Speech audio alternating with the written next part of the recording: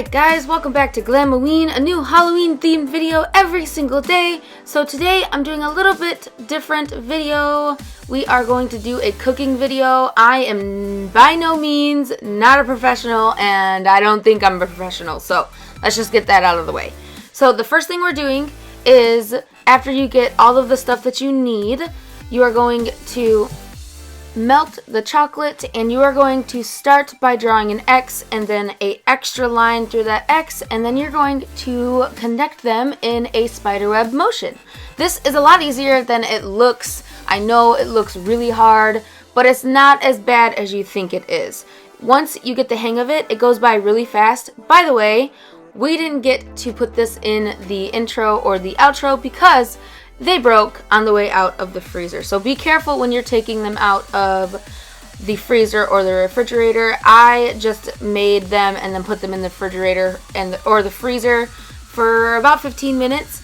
And then we did the same thing for the pumpkin. We melted some orange chocolate. Well, we made some orange chocolate with yellow and red and then made the pumpkins. And the stems are made out of green fondant. And the next thing we did was we baked a regular cake, but we added some black food coloring to it, so it was black when we were done baking it. We let it sit for a while, probably about a half an hour, and then we started to crumble it up into this bowl. You want it to be pretty crumbly because after you are done making the cake into crumbs, you're going to mix about a half of a spatula of icing into the crushed up cake, and you're going to mix it until it kind of resembles like a mushy dough, and then you're just going to roll it in your hands like you would if you were, playing with Play-Doh or something to make a ball. And then you do that until all of your dough is, your cake is gone, and however many you have is however many cake pops you do. By the way, this was only half of a box of a cake. We did 2 8-inch round pans, but we only needed one of them to make all of these cake pops. So after that, you melt some chocolate and then put some on the lollipop stick and stick it in to the cake pop and let that set. So while that's setting, we went in with some fondant and we flattened it out. If you don't have a rolling pin, you can use a filled up 2-liter with water, and you just flatten it out until you think that it would cover the whole entire cake pop. We did this with white, green, and black, and after you are done with that, you can get this cake pop stand. By the way, it was $3 and well worth the money because I don't know how I would have got my cake pops to stay if I didn't have this. So what you're gonna do is take the white fondant and put it over the cake pop and just mess with it until you get like the ghost edge effect, if that makes any sense. And then you put black fondant on the cake pop for eyes and the mouth, and your little ghost cake pop is done. And then we're going to move on to the Frankenstein Cake Pop.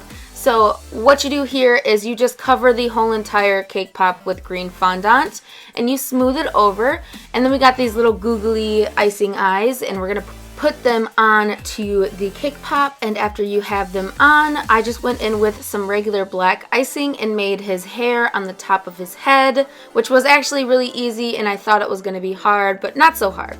So then we're going to go in and do stitches for his mouth. What I did was I carved it out with a toothpick first, and then I just placed some black food coloring into the carve out, which was super easy as well.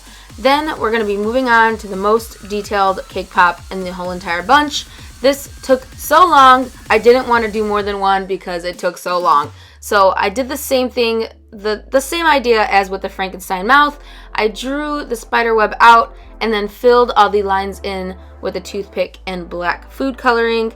And then once that was done, I started to add some dots with the black icing, and then I had these really cute spider little decorations that were sugar, and I just stuck them all over the spiderweb cake pop where I put the icing.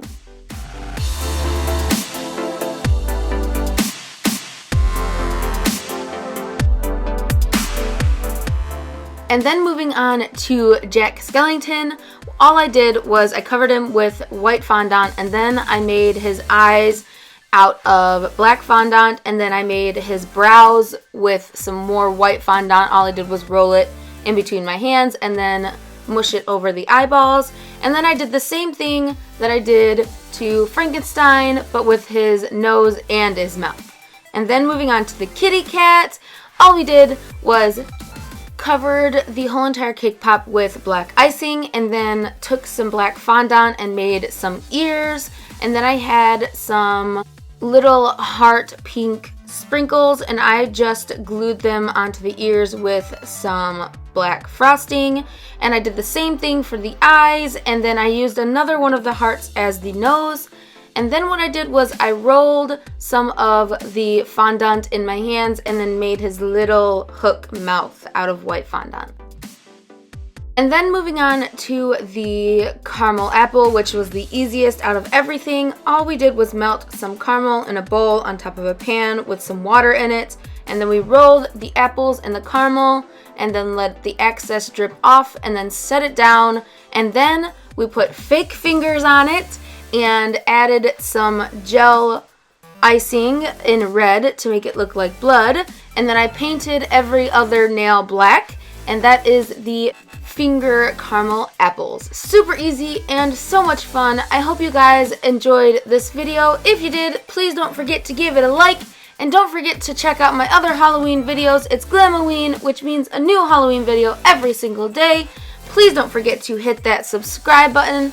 I love y'all, and I hope you will become a part of the Glam Fam. I will see you in the next tutorial or video. Bye!